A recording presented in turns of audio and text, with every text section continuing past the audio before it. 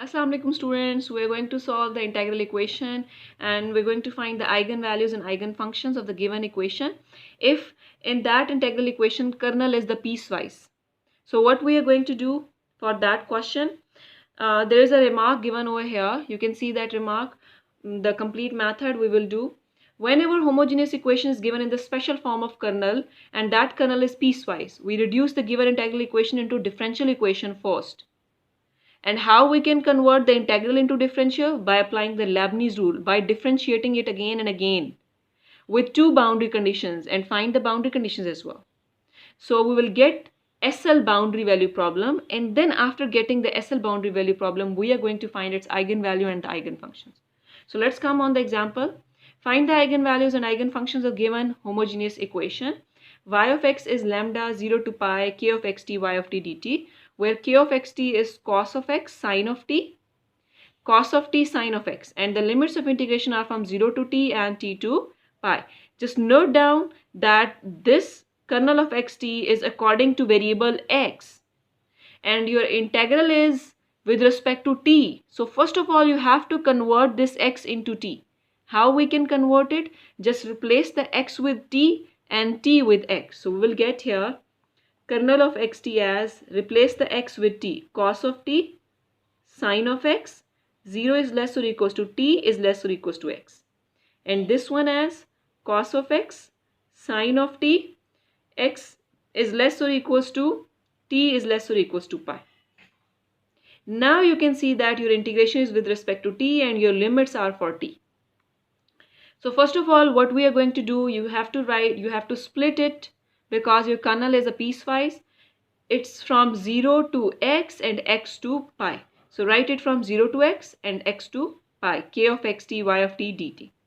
Now in 0 to x, you can see 0 to x, you have your kernel as cos of t sine of x, and from x to pi your kernel is cos of x sine of t.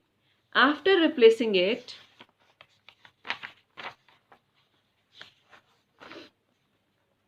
you got this final equation. Now you have to convert it into boundary value problem. So you have to differentiate it. First of all, the first derivative. When I will take its first derivative, I have to apply the Leibniz rule. What Leibniz rule says? Partial by partial x always for this integrand, this complete integrand, plus this complete integrand, but replace the t with the upper limit x. So it's lambda cos of x sine of x y of x and d by dx of your upper limit minus this complete integrand with the lower limit 0 in place of t. So lambda cos of 0 sine of x y of 0 and d by dx of 0. So you will get here 0. I have written it directly. Now come on the next. When you will differentiate it, partial by partial x of this complete integrand, then this complete integrand replace the t with the upper limit and d by dx of upper limit minus this complete integrand replace the t with the lower limit x and d by dx of lower limit x. Just simplify it, take the derivatives. After simplification you got this equation 2. Again differentiate it because you are left with some integrals. So when I will again differentiate it, you have to again apply the Leibniz rule here. The same way we are doing. There is already given a Leibniz rule proof and Leibniz rule example in my channel as well. You can go through that if you don't know how to apply the Leibniz rule. There is an application of Leibniz rule given in detail. I will also add that video link in the description of this video. You can click on that and you can go on there. Apply the Leibniz rule and just simplify it. After simplification, I will get this equation. You can see that this complete bracket is your y of x given in your question. So just replace it with y of x. Take the y of x as common. You will be left here with y double prime minus lambda minus 1 y of x equals to 0. Now I have to get the boundary conditions. For boundary conditions, you have your equation 1. This is your equation 1. In this equation, in place of x, plug in the pi. Wherever you have x, plug in the pi. You know that integration from pi to pi will be 0 because if both the limits are same, it's going to be 0. Plug in the pi here, integrate it, and then simplify. We'll get this y of pi as 0. Now, in your first derivative,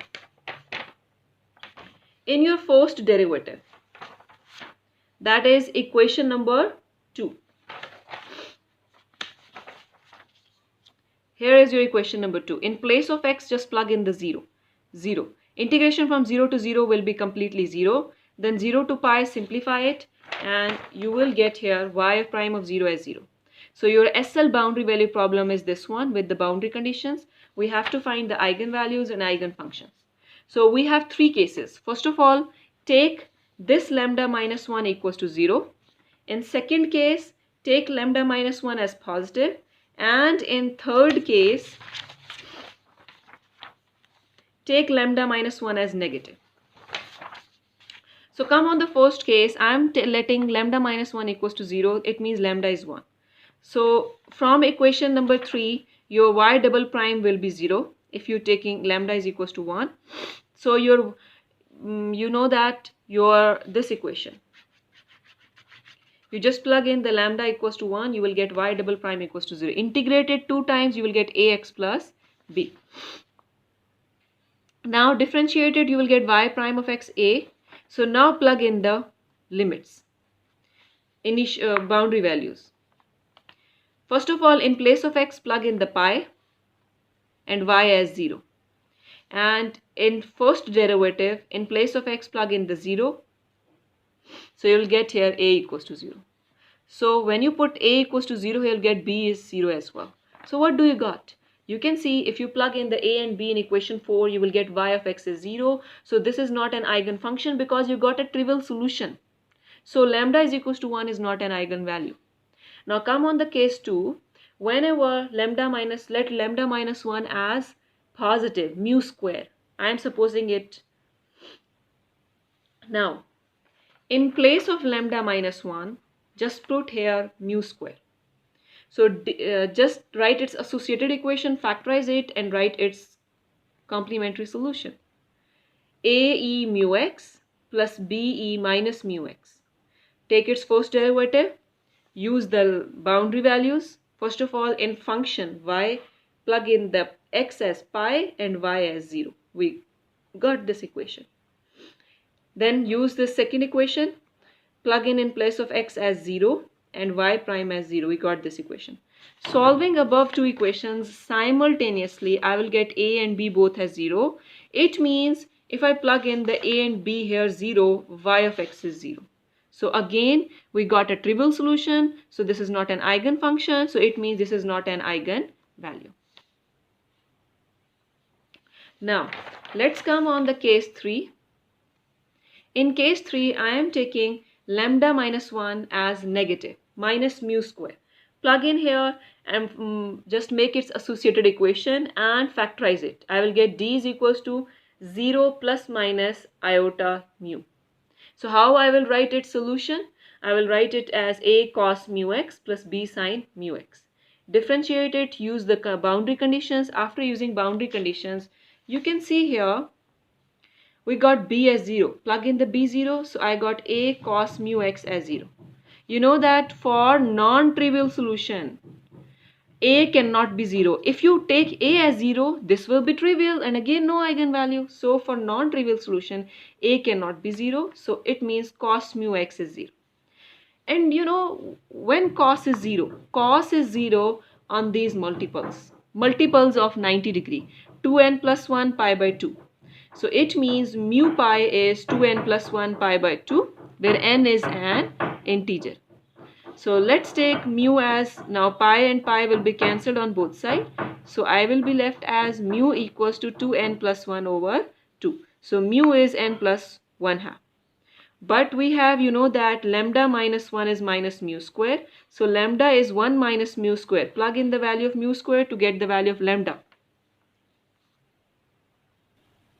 After plugging in the value of mu square here, I will get lambda n is 1 minus n plus 1 half square.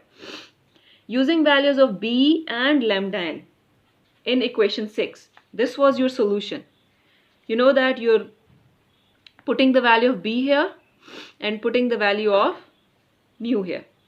After putting the values of mu and b, I will get yn of x as cos n plus 1/2 of x. I'm taking this constant as 1, which is required eigenfunction corresponding to this eigenvalue. I hope you understand this. So you can just try doing this exercise 6 the same way I did this question right now. You can see that the kernel is the piecewise in all of these examples. So you can try doing this in order to get the better understanding of this concept.